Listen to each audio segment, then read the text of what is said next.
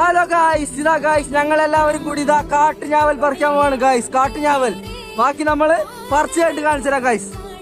അതെ ഗായ്സ്, കാട്ടുഞാവലല്ലാണ്ട് കാട്ടുമാങ്ങ പലവിധ ഐറ്റംസ് ഒക്കെ നമ്മളെ കാട്ടുനിന്ന് കിട്ടും. ചിലപ്പോ കാണിച്ചു തരാം, പറ്റിയാ കാണിച്ചു തരാം കേട്ടോ. അപ്പോൾ ഒരു കാട്ടുമാങ്ങ നമുക്ക് കിട്ടിയട്ടോ. നമുക്ക് നോക്കാം, നല്ല ടേസ്റ്റുള്ള മാങ്ങയാണ്. അപൂർവ കാട്ടിലൊക്കെ ഇത് ഉണ്ടാവുള്ളൂ. അപ്പോൾ നല്ല മാങ്ങയാണ്. ഫൈനലി നമ്മൾ ഞാവല് തപ്പി നടക്കുക.